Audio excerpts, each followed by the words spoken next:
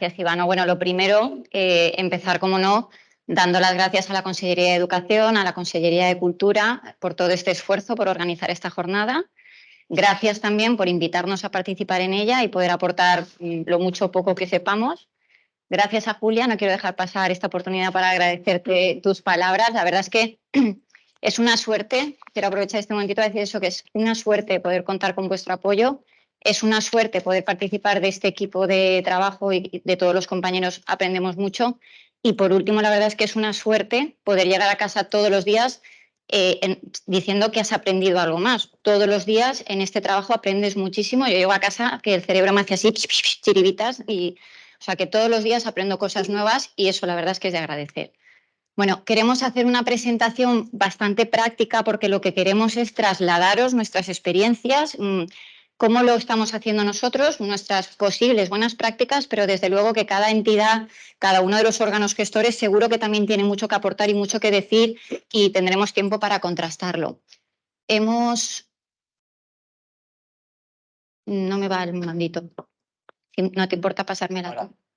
Vamos a hablar de los principios específicos de gestión del PRTR. Vamos a centrarnos en estos, de todos los que hay realmente en la ponencia que vamos a hacer Olga y yo, nos centraremos en estos principios. Comenzará Olga hablando en materia antifraude y continuaré yo un poco para abordar la compatibilidad con el régimen de ayudas de Estado y cómo vamos a prevenir la doble financiación. También haré una simplificación de la información acerca de la identificación del perceptor final y comentaremos un poco esos otros principios que no vienen definidos como tal, pero que están implícitos de la lectura del artículo 22.2 del Reglamento del Mecanismo de Recuperación y Resiliencia. Si quieres continuar tú ya, ¿te funciona? Bueno, nos gustaría comenzar con una pregunta de reflexión que os lanzamos a través de Slido. Si os podéis conectar, por favor. Sí. Es una pregunta abierta en la que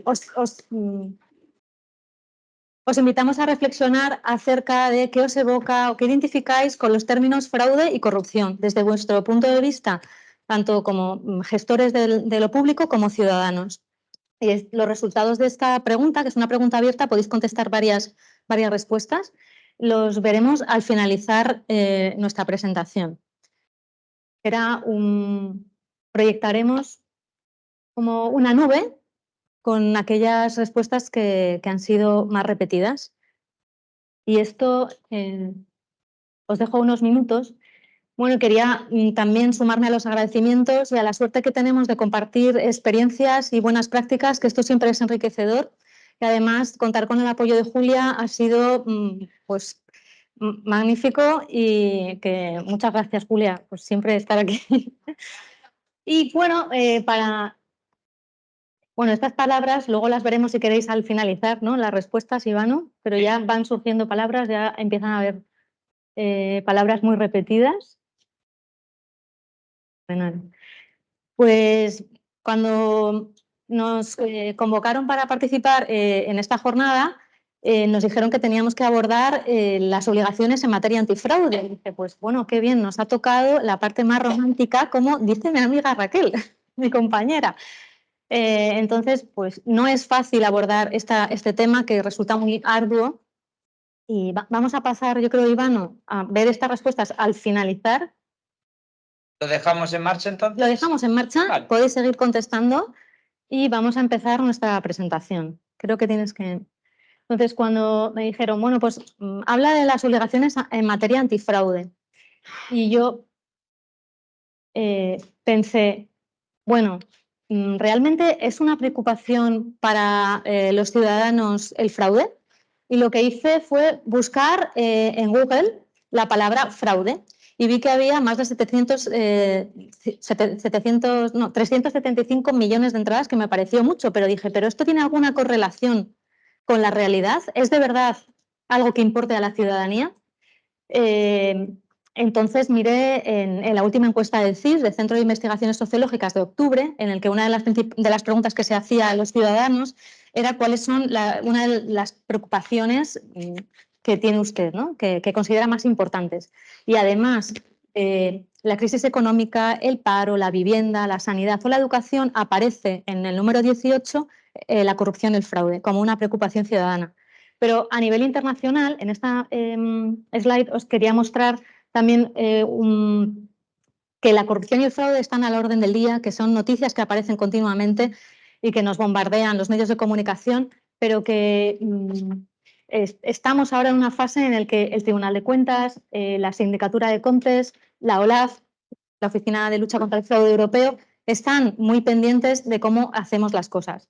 Y a nivel internacional, también para contextualizar, estuve mirando el Índice de Percepción de la Corrupción de Transparencia Internacional, que lo elaboran anualmente y establecen clasifican a los 180 países del mundo en función de la percepción de la corrupción del sector público que tienen sus habitantes y se les otorga una puntuación de 0 a 100, siendo cuanto mayor puntuación obtienes, los habitantes de ese país tienen una percepción de niveles más bajos de corrupción. Como el país que aparece primero en el ranking con 90 puntos está Dinamarca, es decir, se percibe como menores niveles de corrupción. El país número 180 es Somalia con 12 puntos. ¿Y España cómo está? Pues aquí podéis ver que tenemos 60 puntos de 100, que estamos en la posición 35, que se ha mantenido este ranking más o menos entre el 35 y 40 en los últimos 5 años y que, bueno, hay ámbito de mejora en la percepción que tenemos los ciudadanos. Y, a ver, no sé si no se pasan las slides. No está funcionando. ¿No funciona? ¿No? Tengo que ir...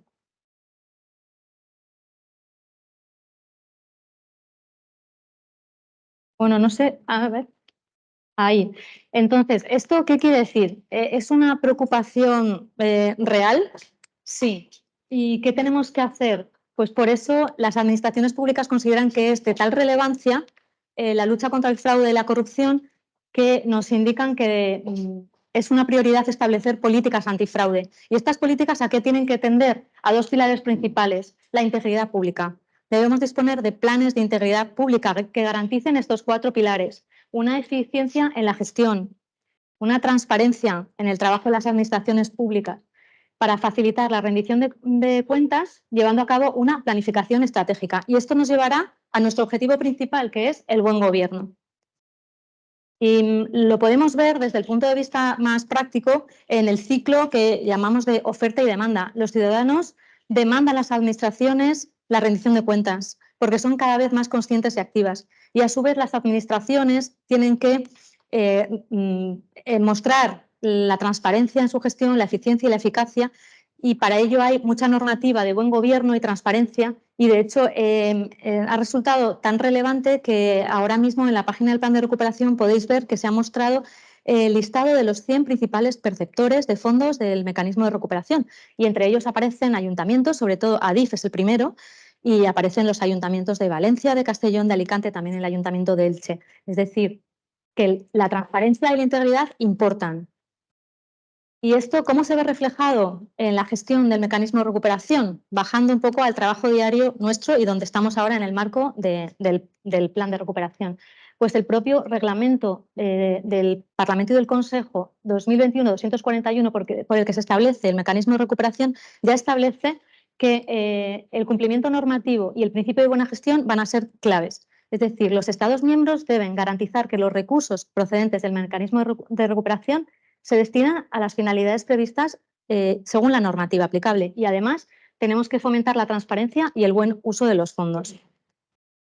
Y sobre todo basados en una exigencia de tener un sistema de gestión eficaz y eficiente.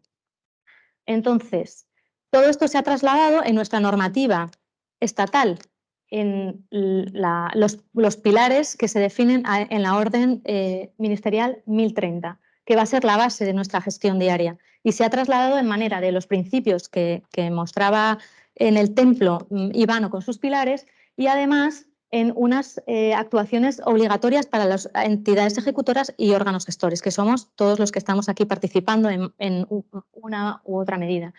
La obligación principal tiene que girar en torno a la gestión, la prevención, la detección, la corrección y la persecución de 4 riesgos principales: el fraude, la corrupción, el conflicto de interés y la doble financiación. Y para ello tenemos que focalizar en este ciclo antifraude en las primeras fases, prevención y detección, que es donde nosotros podemos tener incidencia. ¿Y qué debemos tener? El plan de medidas antifraude, donde se van a establecer estas medidas para la gestión de estos riesgos de manera proporcionada según nuestras entidades, que además debemos disponer de un procedimiento para la evaluación del riesgo de fraude, también para abordar el conflicto de interés, y se establece como obligatorio la cumplimentación de las DACI. Esto se traduce en que debemos disponer de sistemas de control internos eficaces y llevar a cabo análisis y cruce de datos. Esto es el mínimo.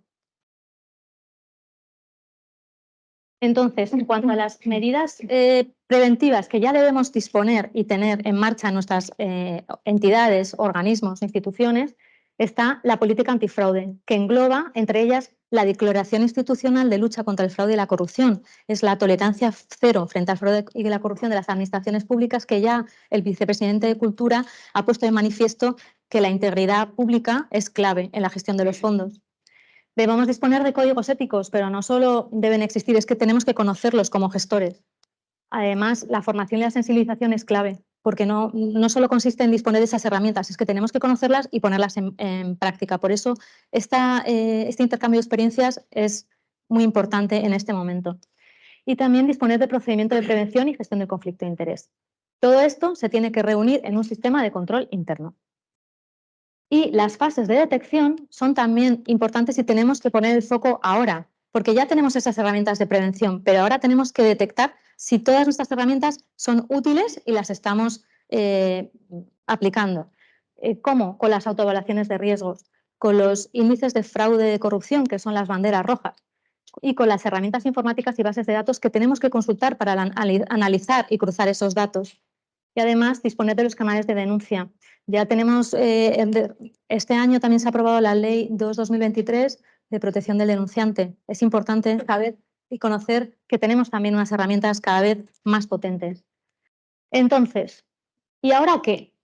Nosotros ya, como entidades ejecutoras, órganos ejecutores y gestores de fondos del mecanismo de recuperación, ya tenemos nuestro plan de medidas antifraude, que era obligatorio haberlo aprobado a los 90 días de conocer que participábamos en la ejecución de los fondos. Pero, ¿qué pasa? ¿Es suficiente? No. Me gustaría saber, lanzar una pregunta, ¿quiénes de vosotros no conocéis o no habéis leído el plan de medidas antifraude de vuestras entidades? ¿Hay aquí alguien que no lo haya leído? ¿En serio? Isaac, ¿no te has leído el plan? Pues es importante que lo leáis. Bueno, tienen muchos anexos, pero al menos las principales páginas, para otra vez poner en contexto qué medidas son las que estamos hablando de prevención y de detección. Es importante que lo leáis, que busquéis, si no sabéis dónde está, que lo localicéis. En las páginas web debe estar disponible y accesible de manera muy visual.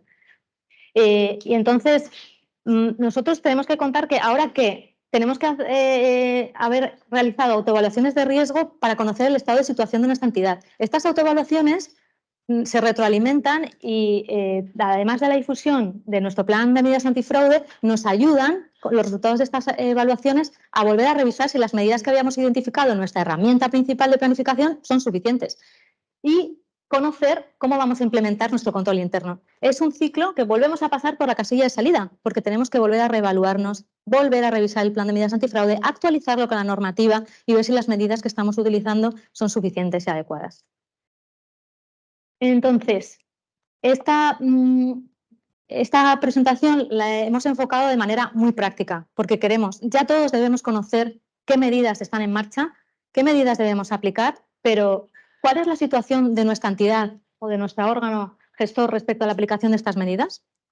Es importante que hagamos un estado de situación y nos planteemos el test de conflicto de interés, prevención del fraude y la corrupción que nos indican ya en el anexo 2 de la Orden 1030, que es un inicio para definir en qué punto está nuestra entidad. Este test ya no podemos responder lo mismo que en el año 2021, cuando elaboramos por primera vez nuestro plan de medidas antifraude. Hemos de avanzar al respecto. Entonces, tendremos que preguntarnos, por lo menos como gestores, ¿no? En nuestro principio de buena gestión, ¿conocemos el plan de medidas antifraude? ¿Existen unidades de control interno para el seguimiento de estas medidas? Hay comités antifraude, unidades de coordinación y seguimiento. ¿Cómo están funcionando? Están difundiendo recomendaciones, las conocemos, las leemos. ¿Llevamos a cabo el análisis de riesgo de conflicto de interés ex ante? ¿Estamos registrando las DACIs? ¿Las estamos registrando en algún archivo interno? ¿Las estamos colgando en COFI? ¿Estamos verificando aquellas DACIs, aquellas declaraciones de ausencia de conflicto de interés que no han tenido que pasar por la orden 55, por Minerva? ¿Estamos realizando la evaluación de riesgos al menos anualmente y además por un equipo multidisciplinar? Si no lo estamos haciendo, estamos todavía a tiempo, porque hay que hacerla una vez al año. ¿Estamos registrando el riesgo en nuestra entidad o nuestro órgano gestor y estamos tomando medidas al respecto si hemos identificado estos riesgos? ¿Hemos detectado debilidades en los controles que existen? ¿Tenemos planes de acción? Pues es el momento de plantearnos todas estas cuestiones. Y dada la importancia que se le da en el plan, es que no sé qué le pasa, que no quiere pasar. Dale fuerte. Yo le doy fuerte, pero no sé qué. No sé qué estoy haciendo ahora. Dada la importancia que se le da dentro de los 4 riesgos que hemos mencionado y que son lo que se llama informalmente los 4 jinetes del apocalipsis, ¿no? El fraude, la corrupción, el conflicto de interés y la doble financiación, vamos a centrarnos en el conflicto de interés. ¿Por qué? Porque es novedosa la aplicación, el desarrollo que se ha dado aquí en España del reglamento de la Unión Europea respecto a la aplicación de las medidas a adoptar para la lucha contra para abordar los conflictos de interés, y esta herramienta que nos proporciona ahora Minerva es clave para llevar a cabo este control ex ante y esta verificación. Entonces, el concepto de conflicto de interés ya viene definido en la Orden 1030 y se tiene en cuenta el artículo 61 del reglamento financiero. ¿Pero qué es un conflicto de interés? Pues es el conflicto entre el deber público y los intereses privados en la emisión de un juicio profesional.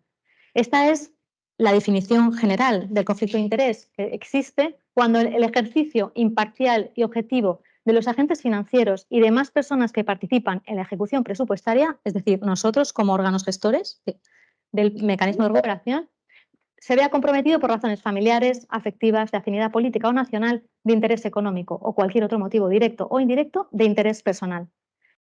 Es decir, es de tal importancia que podamos verificar que nuestro deber público no está colisionando con nuestros intereses privados. Y aquí os muestro de manera muy genérica comportamientos que pueden considerarse banderas rojas en el conflicto de interés y que nos pueden indicar que hay indicios de que tenemos que tomar medidas, que tenemos que abordar ese posible conflicto de interés, tenemos que actuar. Por ejemplo, un empleado no quiere presentar una DACI, una declaración de ausencia de conflicto de interés. Pues quizás sería raro. ¿Por qué no quiere presentarla cuando está participando en este procedimiento? Forma parte pues, de un comité de valoración, de una subvención. O cuando hay reiteradas adjudicaciones en favor de un mismo licitador, por ejemplo, muchos contratos menores adjudicados a los mismos licitadores, o siempre son los mismos, se repiten. Cuando hay un comportamiento inusual de un empleado que insiste en obtener información de un procedimiento en el que no está participando. Cuando hay un miembro de un órgano de contratación que ha trabajado para una empresa licitadora recientemente. O cuando hay una vinculación familiar entre un miembro del órgano de contratación que tiene capacidad de decisión o influencia y la persona de la empresa licitadora. Todos estos son situaciones que tenemos que analizar a la hora de abordar el conflicto de interés. Y por eso la Orden 1030 nos exige disponer de un procedimiento para saber cómo debemos abordarlo. El Gobierno balear tiene esta herramienta que os invito a que consultéis. Es un simulador de conflictos de interés que resulta muy útil para, en nuestro caso concreto, poder probar y saber si esta situación en particular en la que yo me encuentro como empleado público en el momento de emitir un juicio profesional porque estoy participando en la gestión de un instrumento jurídico, puede considerarse potencialmente un conflicto de interés. Pues podemos, ahora creo que no tenemos tiempo suficiente, pero es útil poder consultarla y hacer una simulación. Y el resultado nos dará no una bandera verde o una bandera roja diciendo, ojo, debes analizar el posible conflicto de interés y además presentar una DACI, exigir. Yo me sigo peleando con esto. Prueba a apuntar al portátil. Entonces, las declaraciones de ausencia de conflicto de interés se establecen como obligatorias en la Orden 1030 para todos los empleados públicos que participen en los procedimientos de gestión del mecanismo de recuperación. Pero se ha considerado que es de tal entidad que al menos en la Consellería de Agricultura ya se está implementando el requerir la DACI para todos los procedimientos, estén o no financiados por el mecanismo de recuperación. Y eso se puede considerar como una buena práctica, que también os invito a que consideréis en vuestras entidades. Entonces, ¿quiénes deben cumplimentar una DACI? Los empleados públicos que realizan las tareas de gestión, control y pago. También los beneficiarios privados, socios, contratistas y subcontratistas cuyas acciones se vean financiadas con fondos del plan de recuperación. Vale, ya sabemos quiénes tienen que cumplimentarla. Las DACIs que llamamos de terceros, en realidad no son DACIs, son declaraciones que vienen los modelos ya definidos en la Orden 1030, en el anexo 4. Entonces, empezamos por analizar, ¿tiene la persona un conflicto de interés? ¿Tengo yo un conflicto de interés? Si no tengo un conflicto de interés, debo firmar una declaración de ausencia, una DACI, e incorporarla en el procedimiento y archivarla. Y además, como buena práctica, registrarla. Si tengo un conflicto de interés, el procedimiento que nos indica la Orden 1030, pero que se ha desarrollado a través de los planes antifraude, es que debo comunicar la abstención al superior jerárquico para que lo analice. Y si finalmente se considera que existe un conflicto de interés, esa persona debe abstenerse en el procedimiento y se debe documentar. Y ahora, ¿cuándo debemos recabar estas DACIs? En varios momentos. Este es un procedimiento que son recomendaciones, pero cada entidad decide cómo gestionar y cuándo recabar las DACIs. No es algo general, es una sugerencia, recomendación. Pues en el momento del diseño y la publicación de los instrumentos jurídicos, todo el personal que participe en la redacción de pliegos, de las memorias o en la redacción de órdenes de bases de subvenciones debería firmar una DACI. Después, en el momento antes de publicar las resoluciones de concesión o las adjudicaciones, los miembros que participan en los comités de evaluación o las comisiones de valoración o los órganos colegiados también deben firmar la DACI. Y además se debe recabar las DACIs antes de llevar a cabo el informe de Minerva y se archivarán en CUFI. Y posteriormente, si se considera necesario, también los órganos horizontales, informantes o contables, en su caso, también podrán recabar una DACI.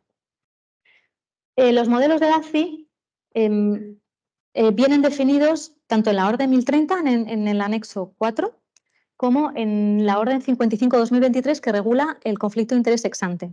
Existen, por así decirlo, dos modelos, aunque cada entidad decide qué modelo utilizar. Lo lógico es que aquellos instrumentos jurídicos que se publicaron anteriores a la aprobación de la Orden 1030, es decir, anteriores al 24 de enero del 2023, tienen una DACI más simplificada porque no deben pasar Minerva. Y estas declaraciones, claro, la peculiaridad que tienen es que no van a ser comprobadas, no se ha hecho el análisis ex ante, entonces tenemos que actuar también respecto a estas DACIs. Y sin embargo, aquellos instrumentos jurídicos publicados con posterioridad y a los que les es de aplicación la Orden 55 deben recabar una DACI con un contenido mínimo que nos requiere la Orden 55, que es algo adicional.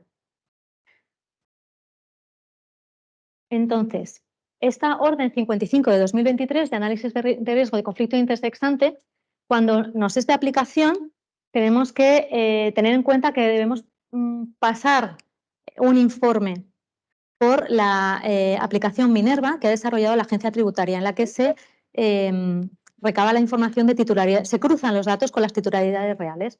¿Quién debe llevar a cabo este informe, este análisis de conflicto de interés ex ante? El responsable de operación, que de manera genérica podemos decir que se tratan de los subsecretarios en las consellerías o, pues, en vuestras entidades probablemente sea el alcalde, quienes hayáis designado como responsables de operación. ¿Cuándo? Con carácter previo a la valoración de las ofertas o solicitudes en cada procedimiento. El Minerva se ha diseñado para utilizarlo en instrumentos jurídicos de las subvenciones, contratos, también los contratos menores. No está previsto que se lleve a cabo Minerva para encargos o encomiendas. Entonces, antes de publicar publicamos el contrato de la subvención y antes de que se reúna la comisión de valoración de las ofertas o la comisión que valora, ¿cómo se dice? El órgano de contratación, la comisión de valoración de las subvenciones, se debe llevar a cabo el análisis Minerva. ¿Y qué se recaba? La información, los NIFs de los decisores, es decir, los empleados públicos que han participado en ese procedimiento, y los NIFs de los potenciales beneficiarios o adjudicatarios. Se cruza esos datos en la aplicación y nos da un informe que debemos recabarlo antes de llevar a cabo la adjudicación o publicar la concesión de esa subvención. Apunta aquí. Pasamos, apuntador, que no, no funciona, no quiere. Ay, vale. Vale. Entonces, ¿cuál es el flujo? Para ponerlo así en claro. Definimos un responsable de operación que es habitualmente los subsecretarios son los responsables de la operación. Esto se define en COFI, cuando tenemos ya el responsable de operación autorizado y nos da un código de referencia de la operación que se llama CRO, que además es un código que es un número ininteligible, que no sabemos ese número de dónde sale. Tenemos que recabar el listado del NIF de los decisores, empleados públicos, el NIF de los licitadores o solicitantes de subvenciones. Vamos a Minerva, con esa información se cruzan los datos, solo puede hacerlo el que sea asignado como responsable de operación y notará un resultado que puede ser bandera verde, perfecto, podemos continuar con el procedimiento, bandera roja, ojo, vamos a ver si se aplica la abstención, y bandera negra, no tenemos información. Y si sale una bandera roja, ¿qué quiere decir? Pues que se ha detectado un riesgo de conflicto de interés sobre un decisor, es decir, sobre uno de los empleados públicos que participan en el procedimiento. Quiere decir que puede haber una potencial relaciones societarias o de administración con el potencial beneficiario o adjudicatario, o relaciones de consanguinidad o afinidad de primero o segundo grado, o relaciones comerciales. ¿Qué hay que hacer? Comunicarlo a superior jerárquico, que tiene que decidir si esta persona, empleado público, sigue o no el procedimiento. Es importante saber que, en tanto no se dilucide la situación del decisor afectado, no se puede continuar con el procedimiento de contratación o concesión de subvenciones. Aquí tenemos que parar. Entonces, tenemos una bandera roja. ¿Qué ocurre? El decisor, que es el empleado público sobre el cual ha aparecido esa bandera roja por el cruce de datos, se le puede excluir del procedimiento y se puede incorporar a otra persona que participe en ese procedimiento en la comisión de valoración o de adjudicación. Entonces, en ese caso, si se sustituye a esa persona, se debe volver a pasar Minerva respecto de este decisor. En el caso de que el decisor que esté afectado por esta bandera roja no se abstenga por las cuestiones que considere y quiere continuar en el procedimiento, previamente debe comunicarlo al superior jerárquico y además seguir el procedimiento que hemos definido en nuestro plan de medidas antifraude para abordar el conflicto de interés. Entonces, ¿qué debemos hacer? El decisor puede presentar alegaciones en el plazo de 2 días hábiles y debe firmar el modelo de confirmación de ausencia del conflicto de interés en el anexo 2 de la orden 55. ¿Esto qué quiere decir? Que aunque haya una bandera roja, yo como decisor, como empleado público, no tengo ningún conflicto de interés y me corroboro en esta situación.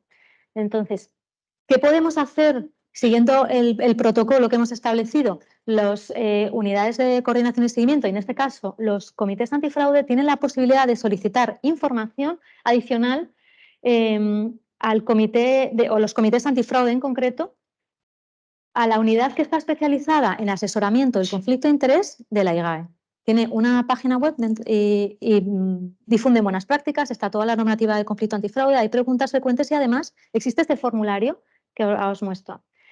Si el superior jerárquico, después de haber hecho estas consultas, recibir el modelo, decide que se continúe el procedimiento, ya no tendremos que volver a pasar Minerva, porque ya conocemos el resultado sobre este decisor.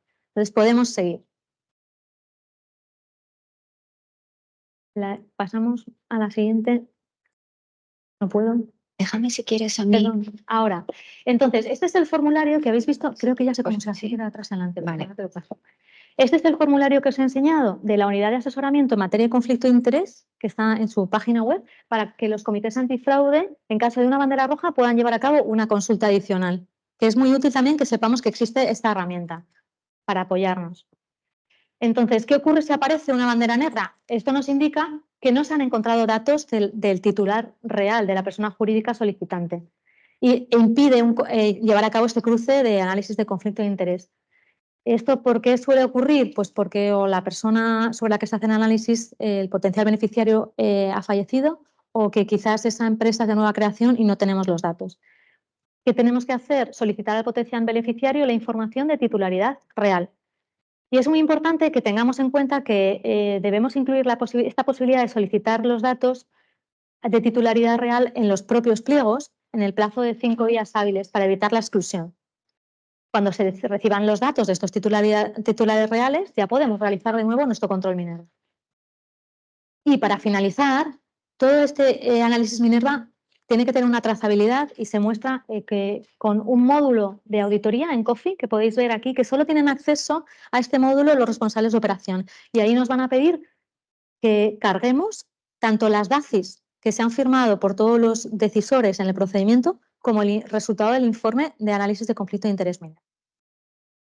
Y con esto, ahora daríamos paso a otro de los principios: ayudas de Estado y doble financiación. El resto de principios transversales nos centramos en ayudas de Estado y luego un poquito más adelante doble financiación.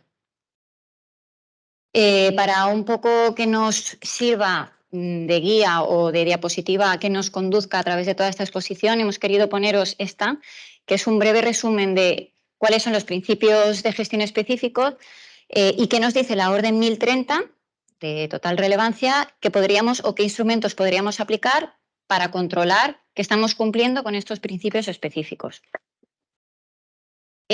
Acerca de las ayudas de Estado, lo que realmente es una materia muy técnica, lo que aquí queremos trasladaros básicamente es que entendamos la finalidad del control de ayudas de Estado y cómo vemos reflejado este control en el mecanismo de recuperación.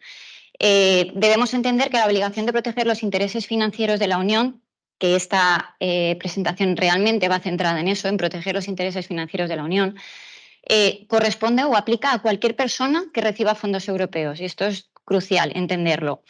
¿Por qué? Porque esto en qué se traduce en que los Estados miembros, en este caso, son los beneficiarios del mecanismo de recuperación y resiliencia. Es el Gobierno de España el que es el encargado de garantizar la protección de los intereses financieros de la Unión, que se materializa también en este caso en la compatibilidad con el régimen de ayudas de Estado. Y esto se extiende, tal y como viene determinado en el plan, esta desagregación, por ende, se extiende también a las entidades decisoras, a las entidades ejecutoras y a las entidades instrumentales. Entonces, todas las administraciones públicas que participan en la ejecución del PRTR se ven obligadas a analizar la compatibilidad con el régimen de ayudas de Estado, y también cualquier persona o entidad pública o privada que reciba fondos como perceptor final. ¿Esto en qué se materializa realmente? Esta obligación de proteger los intereses financieros de la Unión, que viene definido en el artículo 22 del Reglamento del Mecanismo de Recuperación y Resiliencia, lo que en definitiva nos viene a decir es que debemos adoptar las medidas necesarias para proteger los intereses y adoptar medidas que garanticen la prevención, detección y corrección del conflicto de interés, como ya comentaba Olga, fraude, corrupción y doble financiación. ¿De acuerdo? Y también que debemos someternos a las actuaciones de control de las autoridades nacionales y comunitarias. Bien, he querido poner esta diapositiva, que si bien no voy a entrar en detalle, porque todos lo conocemos ya, qué se entiende por ayuda de Estado, cuáles son los regímenes de Estado, la he querido dejar un poco para no olvidarme que recientemente, el pasado día 13 de este mes, por ejemplo, se modificó el reglamento de minimis, que entrará en vigor a partir de enero, por el cual una empresa puede llegar a percibir de 200.000 a 300.000 euros por empresa o grupo de empresas, contabilizado en los 3 últimos ejercicios fiscales. Y aquí un poco también, para cuando compartamos con vosotros las presentaciones, podéis también tener como una especie de checklist que, por suerte para nosotros, no necesitamos hacer. ¿Por qué? Porque las ayudas de Estado ya vienen definidas, ya vienen analizadas por el Estado miembro, por el beneficiario. Esto ya se ha trasladado, ya se ha hecho el análisis y lo podemos comprobar y lo podemos mirar en el componente, en las fichas de componente que tiene cada uno de los dentro del programa, del PRTR, concretamente en el apartado H. Ahí es donde podemos ver la información relativa a las ayudas de Estado. Ya han sido ellos los que han hecho ese análisis de son o no son ayudas de Estado y, en caso de serlo, a qué régimen se someten. Lo que nosotros sí que vamos a tener que verificar, y es ahí donde me quiero centrar, cómo tenemos que controlar que nosotros, como entidad ejecutora, nuestro órgano gestor, está cumpliendo con la compatibilidad del régimen de ayudas de Estado, es que el procedimiento que nosotros vayamos a aplicar para comprobar si estamos cumpliendo o no, quedará limitado en base al tipo de ayuda de Estado en cuyo cumplimiento de la normativa debamos verificar.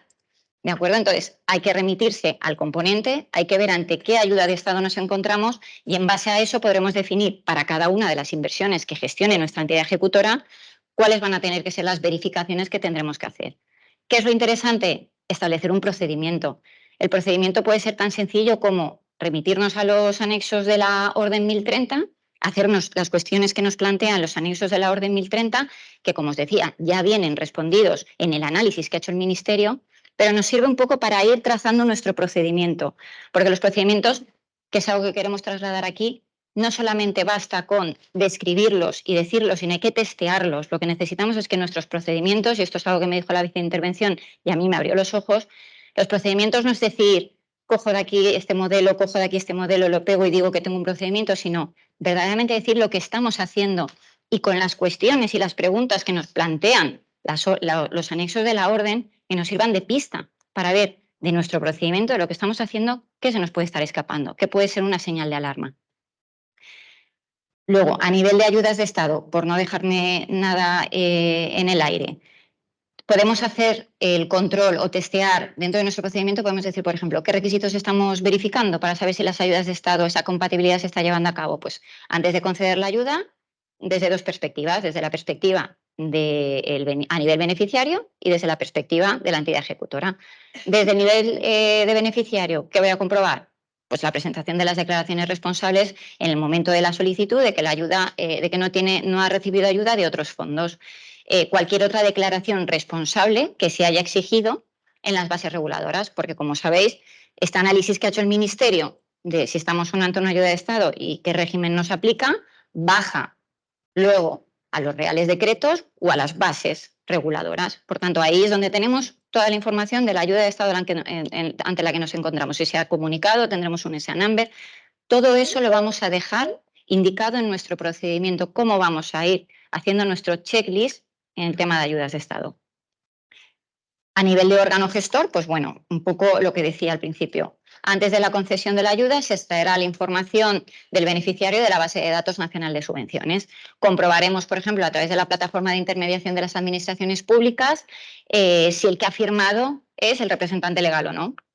También podemos, estos datos, por ejemplo, que estamos consultando con la PAI, podemos hacer consultas cruzadas con la Administración Tributaria o con la Seguridad Social. También podemos comprobar la existencia o no de otras ayudas solicitadas por el beneficiario, inhabilitaciones que pudiera haber para percibir subvenciones. Y antes de proceder con el pago también, pues si por ejemplo en nuestros requisitos en las bases reguladoras está que la empresa no se encuentre en crisis, también podríamos verificarlo a través del registro público concursal. Por último, tras la concesión de la subvención, o en mi caso estoy hablando de subvenciones porque es el instrumento jurídico que más estoy trabajando en mi entidad ejecutora, se registran los datos de los beneficiarios en la base de datos nacional de subvenciones. Por tanto, como conclusión y como síntesis, el procedimiento que nosotros vayamos a llevar a cabo en materia de comprobación de compatibilidad con el régimen de ayudas de Estado quedará limitado a ese análisis previo que haya hecho el Ministerio y a los requisitos que debamos comprobar en cada caso. Aquí os he puesto también garantía del procedimiento en términos de auditoría y control. Esto va en línea con lo que os venía diciendo del procedimiento. El procedimiento no solamente hay que tenerlo por escrito, tenemos que tener una pista de auditoría, es decir, tenemos que tenerlo guardado, tenemos que haberlo comunicado a todos los que forman parte del órgano gestor para que conozcan cómo lo vamos a hacer. Debemos de saber todos dónde lo archivamos, esa pista de auditoría tiene que ser clara y eso es lo que nos da robustez al sistema, de que lo estamos haciendo bien, de que nuestros controles están funcionando. Siguiendo con esta diapositiva, ¿no?, que nos sirve de hilo conductor, pasamos ahora a la prevención de la doble financiación. Y entonces, para saber también aquí qué queremos hacer o qué es lo que nos lleva a tener que prevenir la doble financiación en el mecanismo de recuperación, nos podemos ir a dos de los artículos del reglamento financiero que nos dice, en primer lugar, la prohibición de doble financiación en materia de fondos europeos y, en segundo lugar, que en ningún caso podrán ser financiados con el presupuesto de la Unión dos veces los mismos gastos.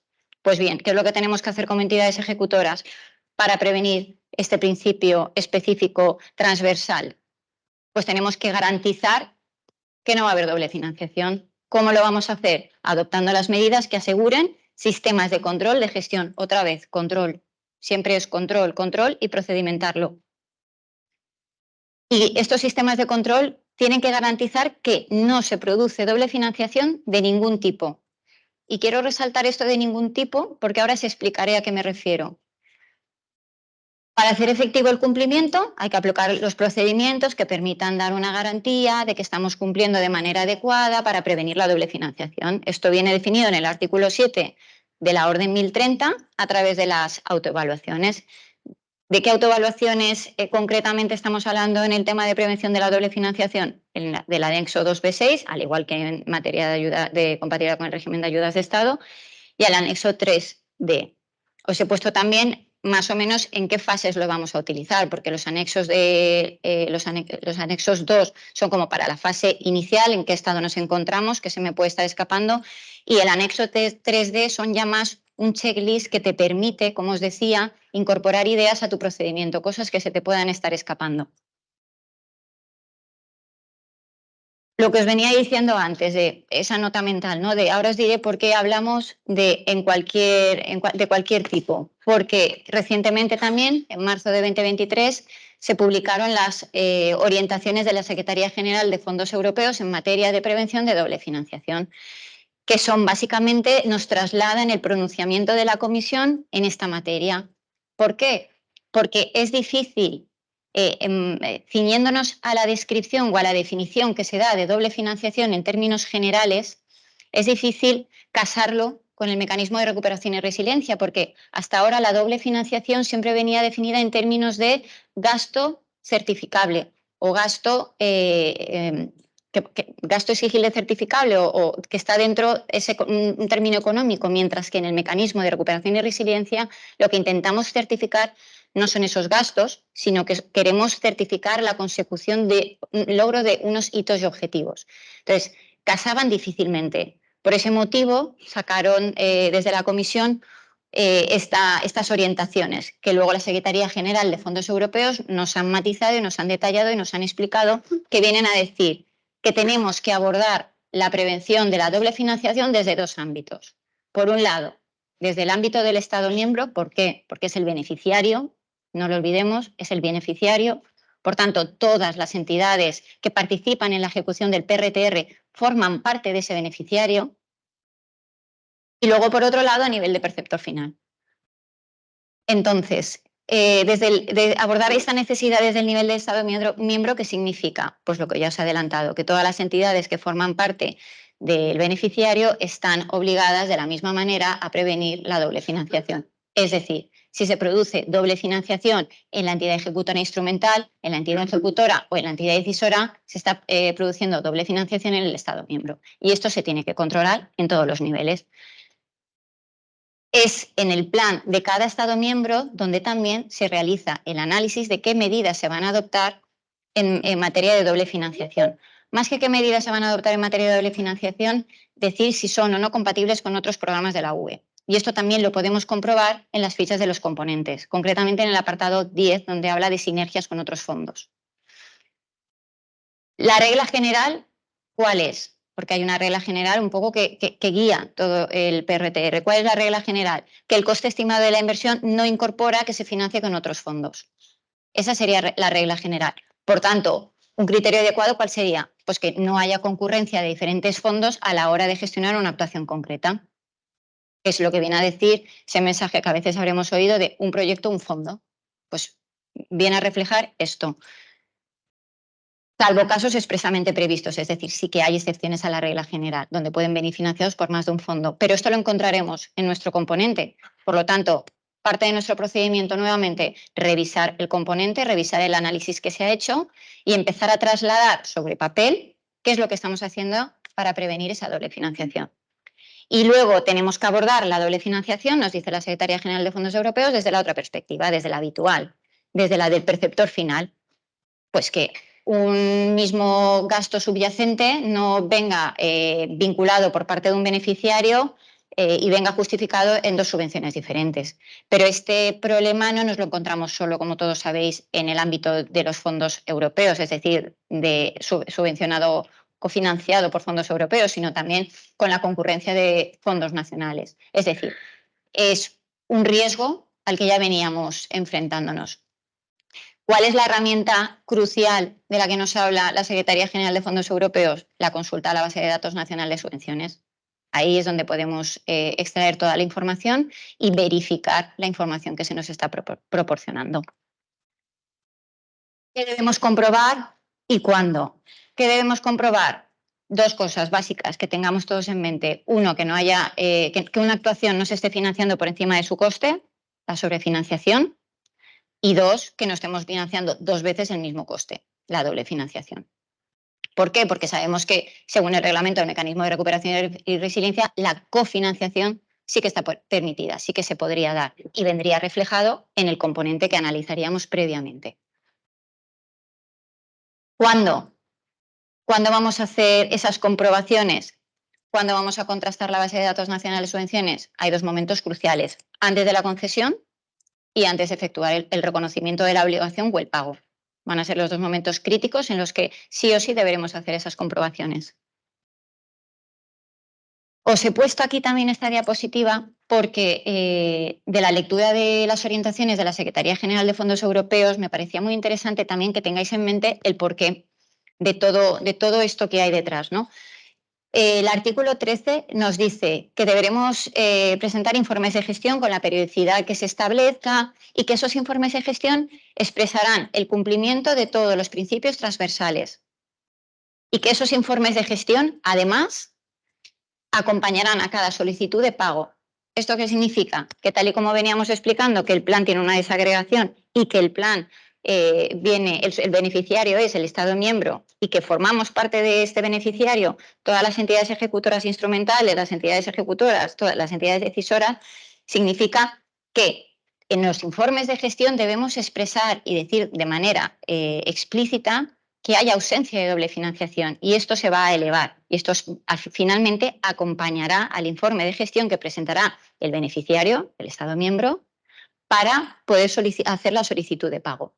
De ahí la relevancia de que tengamos un procedimiento que nos permita garantizar que cuando hagamos esa declaración en el informe de gestión de ausencia de doble financiación tengamos la trazabilidad y podamos decir por qué estamos cumpliendo con este principio transversal. Hacemos siempre referencia al ciclo antifraude y tenemos que recordar que hay también que hacer referencia al ciclo de la doble financiación. La doble financiación la prevenimos, la detectamos y la corregimos. ¿Cómo la prevenimos? Pues con una clara separación y la identificación de qué proyectos vienen financiados con fondos MRR y cuáles no. Coordinación y comunicación en distintas fases del procedimiento.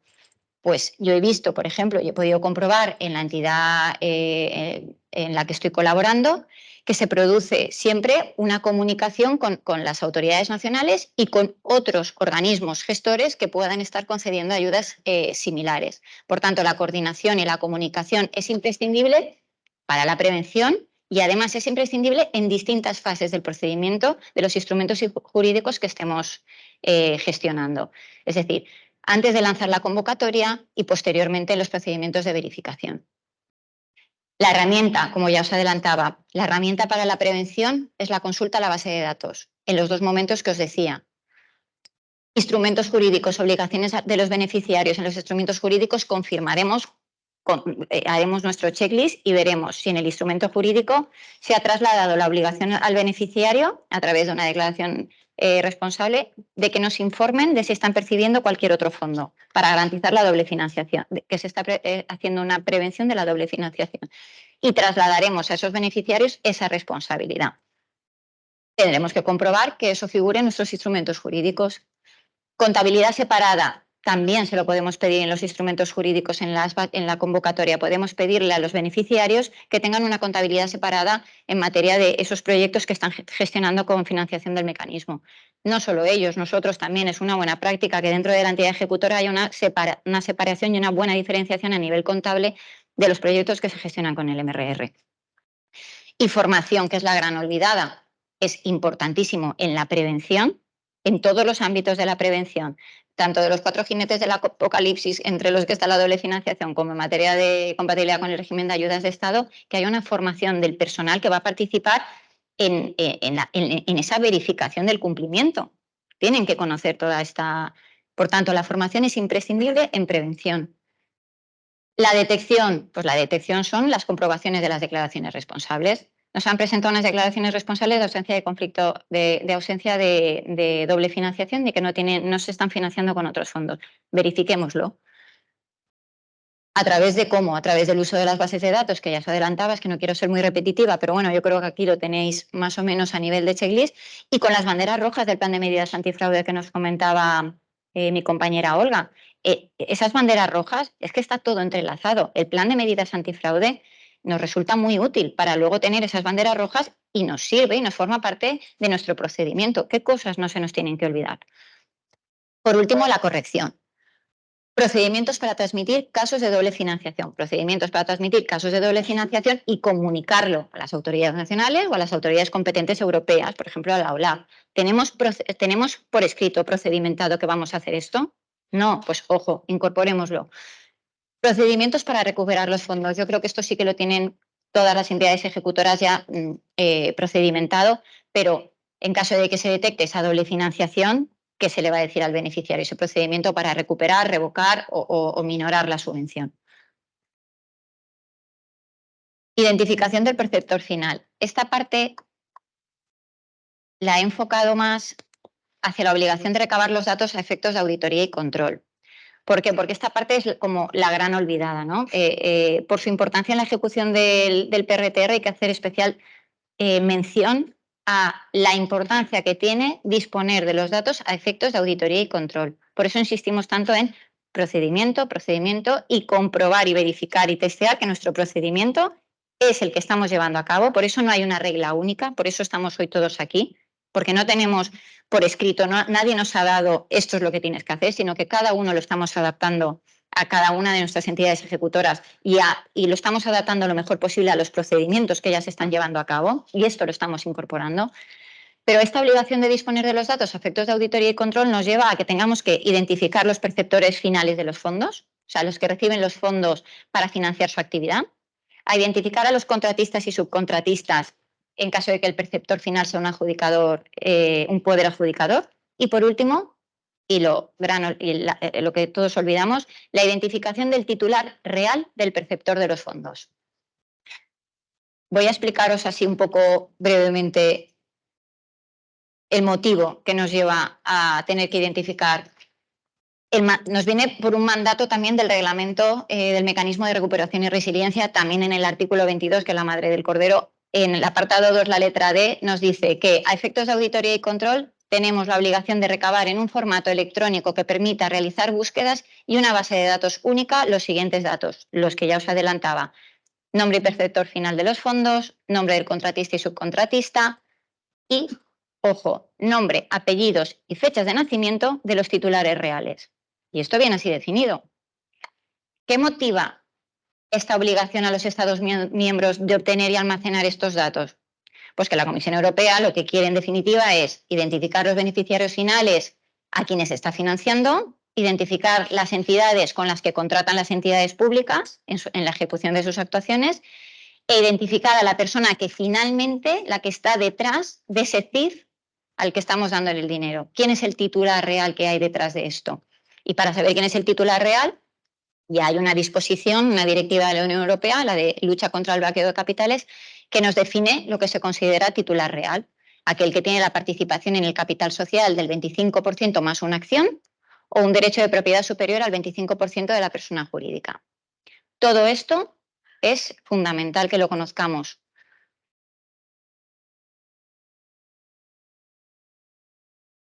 Aquí viene a resumir dónde podríamos, qué instrumentos nos serían útiles a los gestores. Pues bien, el cumplimiento del artículo 22.2, que es lo que os decía antes, el anexo 4, que es de vital importancia y ahora os diré por qué, y COFI.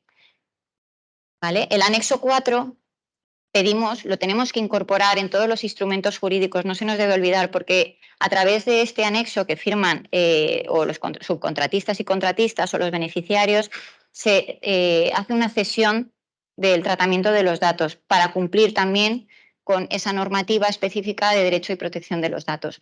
Por tanto, desde el momento en el que se firma ese anexo, nosotros estamos habilitados para hacer las consultas de la orden 55 de la que hablaba Olga. A través de tener esa cesión y tratamiento de datos, podemos hacer la consulta y si la agencia tributaria no dispone de los datos, nosotros estamos habilitados para pedirle a ese beneficiario o para pedirle a ese contratista que en el plazo máximo de 5 días hábiles nos proporcione la información que necesitamos. Esto ocurría, como ya ha comentado mi compañera Olga, cuando aparecía una bandera negra. ¿Qué tenemos que incluir? Estos checklists también de los que hablaba Iván, maravillosos, que les encanta la comisión. ¿Qué tenemos que incluir en relación con la identificación de los beneficiarios cuando son personas físicas o jurídicas? ¿Qué tenemos que incluir en las convocatorias? Pues cosas obvias que ya estamos incluyendo todos, pero además no nos olvidemos de lo que nos pide el mecanismo. Incluir que se firme el modelo del anexo 4b, que es la cesión de datos. Incluir que se firme el modelo 4c, que es que se comprometen a cumplir con todos los principios transversales del mecanismo. ¿Qué tenemos que solicitar a los contratistas y subcontratistas? Lo mismo que acabamos de ver para los instrumentos jurídicos cuando son subvenciones, contratos y subcontratos, pues lo mismo, y subcontratistas. Incluirán en los procedimientos la obligación de identificar a los contratistas y subcontratistas con el NIF, razón social, domicilio fiscal y, de nuevo, no nos olvidemos de aquello que nos exige el mecanismo, cumplimiento, firmar el anexo 4 de la orden para cesión y tratamientos de datos y el anexo a través del cual se comprometen a cumplir con todos los principios transversales. Esto es para que veáis un poco que en la práctica se está haciendo, es decir, en COFI luego va a quedar una trazabilidad, vamos a estar identificando a los contratistas en COFI, ya lo estamos haciendo, ya estamos cargando también los datos de los beneficiarios de las subvenciones, ya estamos en esa fase, es decir, va a aparecer. Por último, resto de principios implícitos en el artículo 22.2 del Reglamento del Mecanismo de Recuperación y Resiliencia que tampoco debemos olvidar.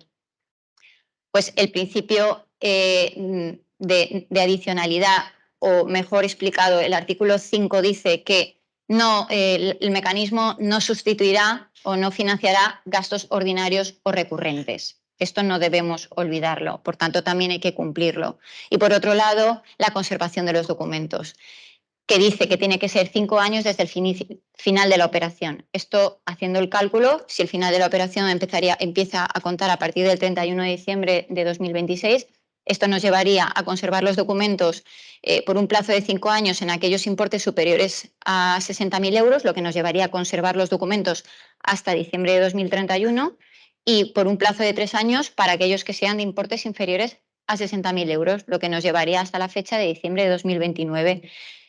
Y ahí os pongo, bases reguladoras. En las bases reguladoras debemos prever esta conservación de documentos. Podemos, o bien, dos opciones, o bien trasladarles la obligación a los beneficiarios de que sean ellos los que conserven la documentación, o bien nosotros conservarla, pero debe quedar reflejado en el instrumento jurídico. Y ahora ya de la teoría a la práctica, Sí, no sé ahora si me he alargado mucho. la parte en la que vamos a poner en común cosas que nos están funcionando, que estamos haciendo para poner en práctica todas estas obligaciones antifraude. ¿Qué tenemos que hacer? Pues ya conocemos los anexos de la Orden 1030, tenemos dos bloques de anexos, el anexo 2 y el anexo 3, los anexos 3 y 4. El anexo 2 son unos cuestionarios test de estado de situación que debemos cumplimentar, analizan aspectos críticos desde el sistema de gestión y control, la lucha contra el fraude, corrupción, conflicto de interés, DNSH, cumplimiento de hitos objetivos. Todos estos principios están analizados en el anexo 2 y debemos llevarlo a cabo anualmente. También los anexos 3 recaban el cumplimiento de hitos objetivos, el DNSH y, como ha mencionado Rocío también, las ayudas de Estado y doble financiación. Entonces, y el anexo 4 son las declaraciones. Tenemos que tenerlos. Ahora vamos a. ¿Quién tiene que hacerlo? Todas las entidades ejecutoras y órganos gestores. Mediante lo recomendable es que lo lleven a cabo un equipo multidisciplinar de trabajo. Estos test, ¿cómo se hacen? Tienen que tener Lo recomendable es que añadamos una columna en la que identifiquemos y justifiquemos de manera razonada cuál es la respuesta que estamos dando y que sea de manera objetiva por este equipo. Y debe estar firmados por los responsables. Sí, yo quería, mira, aprovecho, Bueno, venga, y aprovecho. Y a ver, los cuestionarios de autoevaluación, no nos olvidemos que los tienen que cumplimentar todas las entidades ejecutoras y también las ejecutoras instrumentales. Entonces, no nos olvidemos que se tienen que cumplimentar todos. Además, bueno, igual, siguiendo el repaso que estaba haciendo Olga, ¿quién? Pues el equipo multidisciplinar que ya estaba comentando, y sería aconsejable una buena práctica que estuviera guiado o acompañado de la unidad que realice las tareas de gestión y control. Recursos humanos específicos sería esta unidad de control la que podría apoyar, y luego no nos olvidemos que tienen que estar firmados porque tienen que dejar también el momento específico en el que tú te estás haciendo esa evaluación esa autoevaluación a través de los cuestionarios. ¿Qué es lo que nos están diciendo ahora? Que se tienen que subir a COFI. Ya lo sabíamos, ya lo intuíamos, pero es que ahora nos lo están exigiendo. Es decir, si no están subidos a COFI, se deberán reportar con una justificación razonada de por qué nos están subiendo a COFI. Ya nos han trasladado a través de unas consultas que hemos hecho a la Secretaría General de Fondos Europeos, incluso la ubicación en la que se deberían subir, que sería dentro de su proyecto en el apartado de documentos anexos. No solo eso, sino que además se tiene... Espera un momento el micrófono porque si no, no escucho nada. En el anterior había algo. Que no solo eso, sino que además se tiene que dejar soporte, no digo que esté subido a COFI también, pero sí que lo tenéis que tener archivado, o sea, tenéis que tener la pista de auditoría también del porqué de esas afirmaciones. Y cuidado con las valoraciones así al alza muy generales, o sea, porque os van a pedir, tenéis que tenerlo todo muy bien acreditado. O sea, no quiero asustar a nadie, pero tenemos que funcionar de forma rigurosa.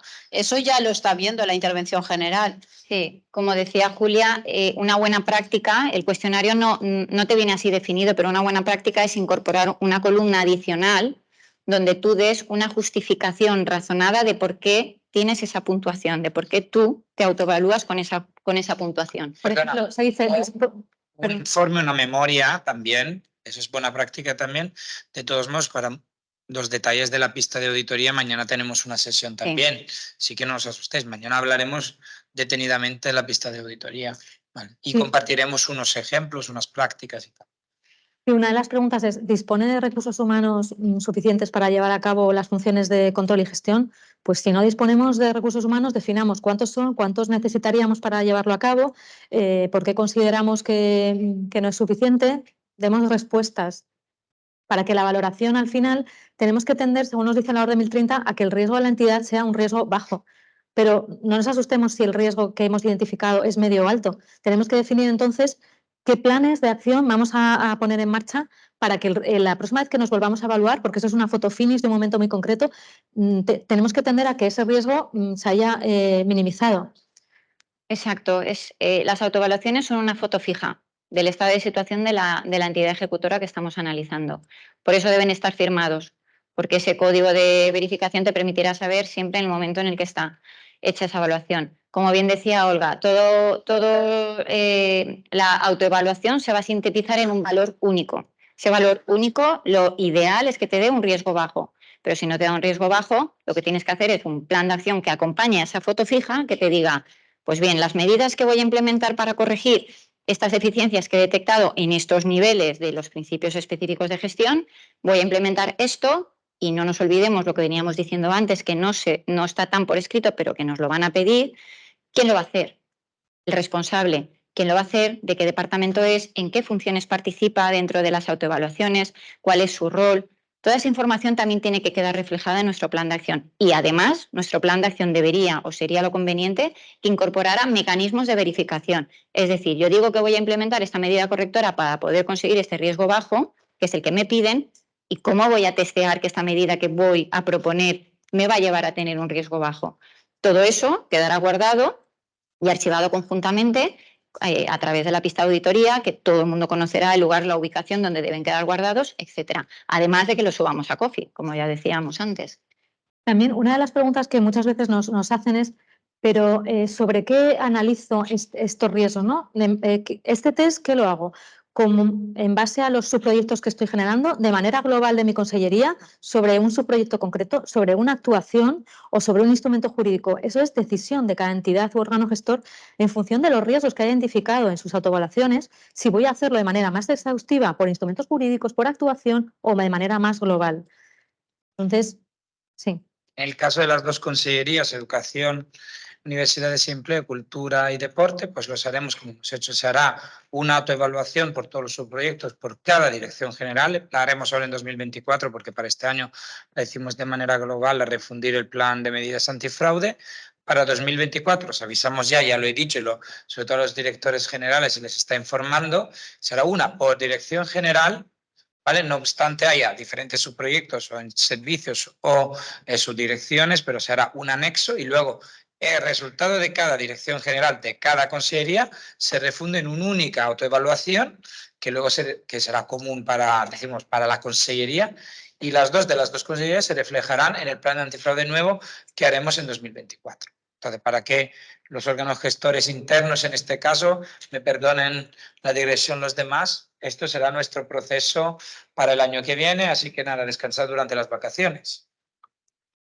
Identificaremos en las autoevaluaciones siempre al responsable que la está cumplimentando, así como al responsable de la entidad ejecutora a la que corresponde ese subproyecto. Eso sí que lo haremos siempre, y el órgano gestor.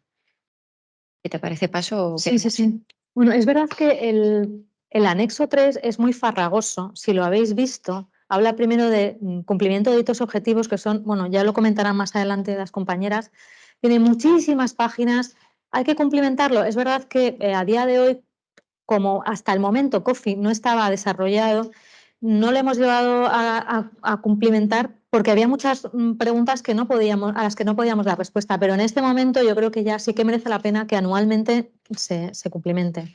Sí, y para también complementar un poco esto que acaba de decir Olga, sí que es cierto que en este anexo hay muchas preguntas que veremos que realmente no nos corresponden a nivel subproyecto, pero la Secretaría General de Fondos Europeos ya ha previsto esta circunstancia y entonces en su apartado de FAQs, de Frequently Asked Questions, tenéis también cómo se tiene que puntuar. Es decir, cuando no tienes algo que contestar, qué puntuación te vas a poner y esto en total cómo va a sumar y cómo te va a dar, o sea, cómo vas a poder conseguir ese valor único de riesgo tuyo que necesitas sintetizar en ese valor y conseguir ese riesgo bajo. Ya lo tiene previsto. Bueno, y como así anecdótico, de los riesgos que se han ido identificando por lo que nos comentan órganos gestores, entidades instrumentales, uno de los principales es la escasez de medios, de recursos humanos.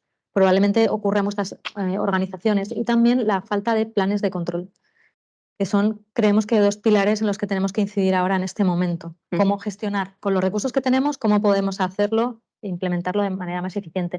Entonces, aquí una de las obligaciones que nos impone el reglamento del mecanismo de recuperación y también que se traslada en la orden 1030 es disponer de un sistema de control interno que tiene que ser eficaz y eficiente. ¿Y eso en qué se traduce? En que tenemos que crear, definir, establecer unidades u órganos internos para la coordinación y el seguimiento de la implementación de las medidas antifraude, asignarles roles, establecer un cronograma de trabajo. Esto, cada entidad ha decidido definir cómo va a estructurar su sistema de control interno. Lo recomendable, según las orientaciones de la Secretaría General de Fondos Europeos, es que se establezcan dos unidades, que serían la unidad de coordinación y seguimiento del plan de medidas antifraude, que tiene que funcionar de manera independiente a los órganos gestores que están ejecutando el presupuesto, y los comités antifraude, que tienen una labor más de definir la política antifraude. También entrarán también en estas fases del ciclo que hemos hablado de corrección y persecución. Entonces, dentro de estas orientaciones, nos ha llamado la atención que recientemente la Vicepresidencia Segunda y Consellería de Servicios Sociales, Igualdad y Vivienda ha publicado una resolución en la que define los órganos que han decidido crear para la implementación del plan de recuperación. Y entre estos órganos hay dos nuevos que también podéis tener en cuenta si os sirven. Un comité multidisciplinar que analice y cumplimente los cuestionarios definidos en las órdenes 1030 y 1031. Lo que acabamos de definir precisamente. También, además del comité antifraude y la unidad de control interna del plan de medidas antifraude, del seguimiento, otro órgano para el plan de control de subvenciones y contratación, dada la importancia que hay. Nos parece relevante que lo tengáis en cuenta también, porque quizás podéis tomar ideas. Esto, para las dos consellerías, se está ya empezando a preparar, porque visto el cambio de organización que hemos tenido, de ser una consejería al ser dos y al tener nuevas competencias, ya estamos preparando las resoluciones pertinentes para que el año que viene tengamos ya designados la actualización de estos órganos. Como recomendación o buenas prácticas que consideramos que puede resultar útil en la autoevaluación anual de riesgos de fraude, corrupción, conflicto de interés y doble financiación en los instrumentos jurídicos, en las consellerías, se ha decidido, o bueno, entre nosotros hemos hablado y parece que es útil establecer una propuesta orientativa de controles de gestión en las actuaciones del mecanismo. ¿Por qué? Porque a la hora de autoevaluarnos sí que identificamos qué incidencia tienen esos riesgos y en qué medida van a ocurrir, pero los controles que tenemos en las entidades ejecutoras y órganos gestores no están de una manera procedimentados. Se sabe que los servicios de contratación llevan a cabo un control, también las intervenciones delegadas, pero ¿dónde está plasmado el flujo? ¿Quién lleva a cabo ese control? Entonces, es importante que sepamos y pongamos por escrito qué controles específicos estamos llevando a cabo en la gestión de esos instrumentos, porque nos van a guiar en nuestra actuación posterior. Entonces, si se describen, se registran estos controles, se difunden, va a ser más útil para todos en la práctica. Esto ha sido, este documento de controles, un resultado de la autoevaluación de riesgos que llevamos a cabo siguiendo la metodología del Servicio Nacional de Coordinación Antifraude, y quizás os pueda servir en vuestras organizaciones. Algo que las auditorías insisten en que se debe procedimentar y debemos disponer es de un registro de las declaraciones de ausencia de conflicto de interés. Debe ser muy sencillo indicar el código de COFI de esta actuación, quién ha firmado esas DACIs, en qué momento, y tenerlo todo procedimentado. También registrar las abstenciones, porque esto nos va a dar una información muy interesante para analizar cómo estamos abordando el conflicto de interés y también conocer si luego todo esto lo hemos registrado en COFI. Disponer de la información va a ser clave y estamos viendo que no es fácil. Cada uno la almacena de una manera, la hoja de otro, la codifica de otra forma. Creo que es importante también que tengamos en cuenta que la codificación, el archivo, el registro, va a ser clave para luego la trazabilidad de la información, ¿no? La gestión del conocimiento es muy importante en las organizaciones. Entonces, definid también un procedimiento para ver cómo voy a gestionar esta información que tengo.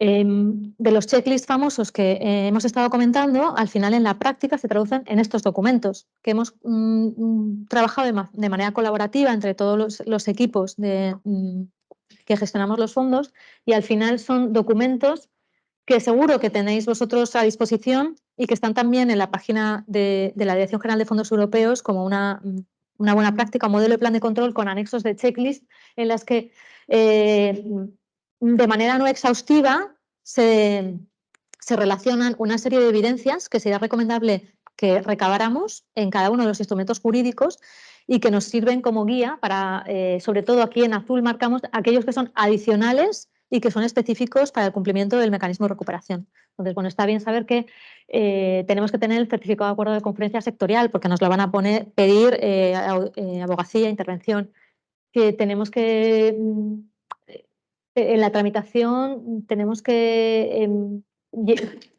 cumplimentar los cuestionarios de la Orden 1030 sobre la compatibilidad de ayudas de Estado, sobre los anexos para verificar que hemos llevado a cabo el análisis de etiquetado verde digital, etcétera. Todas las evidencias que vamos a ir recabando a lo largo de la ejecución de esas actuaciones.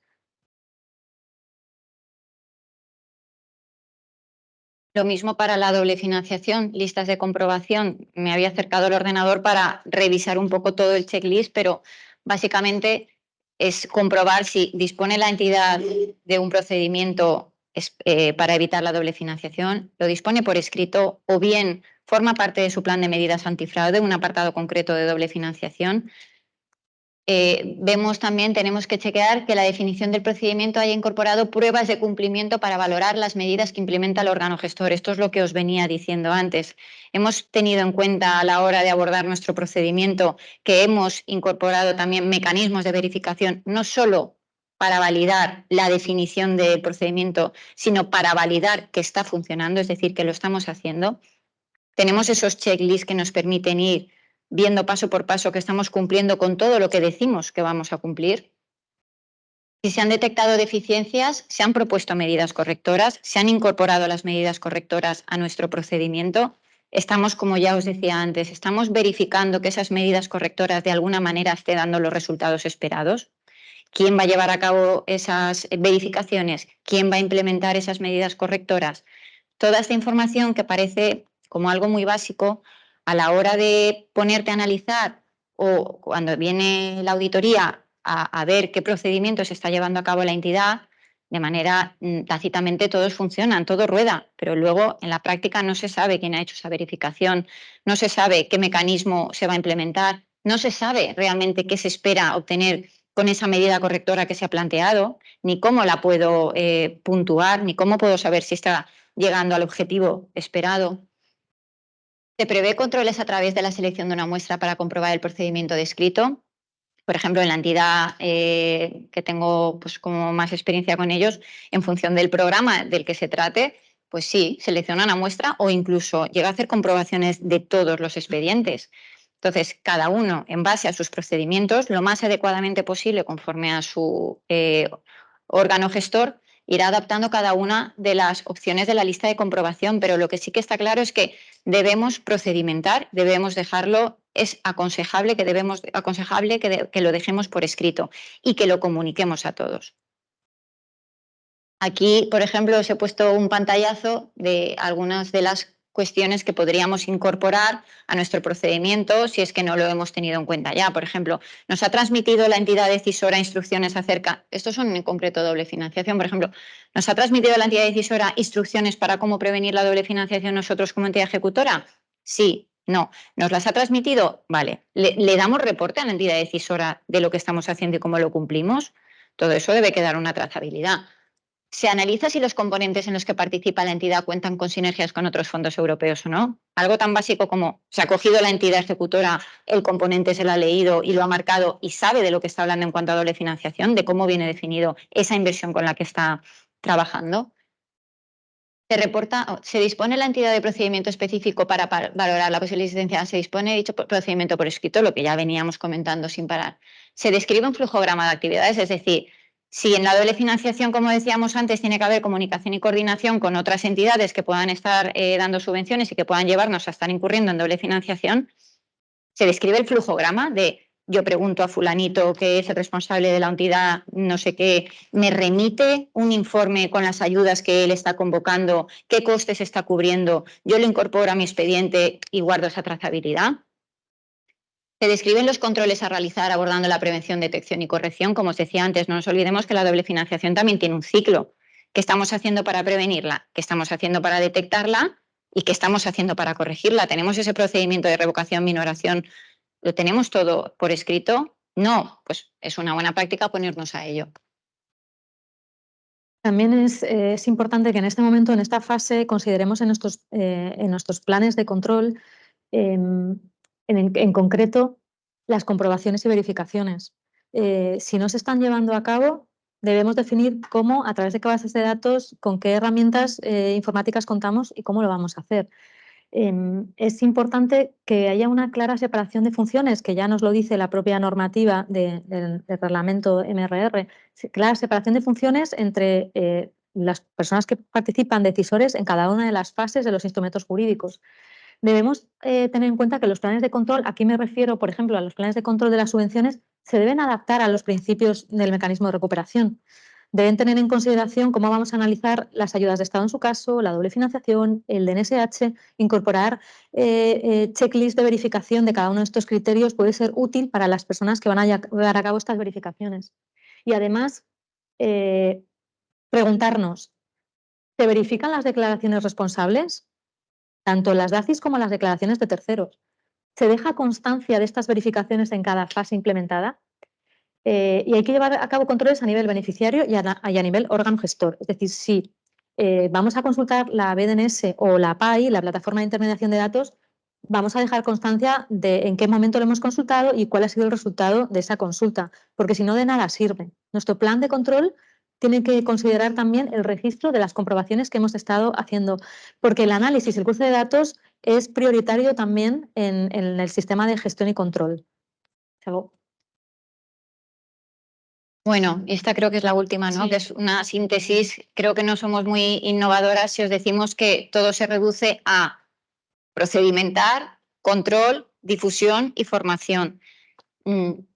Trazabilidad de documentación, se me había olvidado, también fundamental. Esta diapositiva resume todo lo que hemos venido diciendo, que es lo que ya todos estamos intentando hacer en la práctica. Nosotras os hemos intentado trasladar nuestra experiencia desde el punto de vista de lo que ya hemos ido viviendo en las entidades ejecutoras en las que estamos, las auditorías que hemos ido pudiendo pasar. Y es cierto que esta es nuestra experiencia. No hay un procedimiento único, no hay una forma única ni la más correcta de llevar a cabo y ejecutar el mecanismo, pero sí que es verdad que hay cuestiones críticas y son estas que os hemos intentado comentar. Tenemos que tener procedimientos, tienen que ser claros y tienen que contemplar todas las fases, los planes de acción, las medidas correctivas. Y no nos olvidemos también de la parte de los responsables, es decir, asignando tareas, funciones, de qué departamento. Todo esto que viene resumido en esta diapositiva debería formar parte de nuestro día a día a la hora de ejecutar el mecanismo de recuperación. Yo no sé si tú quieres. Sí, creo que tenemos que ver ahora el resultado de la pregunta que hicimos al inicio. A las dos consejerías, pues, desde el Servicio de Coordinación de Fondos y la nueva Dirección de Programa, poco a poco en 2024 iremos a fondo de todo esto, ¿vale? Que nos asuste, que oye, ¿cómo empiezan? Tranquilos, que ahora descansar en las vacaciones que vienen, pero ya en 2024, por esto hemos insistido tanto a que esta formación fuera ahora, antes de empezar luego una fase ya más profunda de gestión y control. Pues nada. Sí, pues Pasamos yo a la quería ver que al final qué palabras se repiten más en el análisis que Vale. hemos hecho. ¿Qué os ha evocado Os ha la evocado. palabra?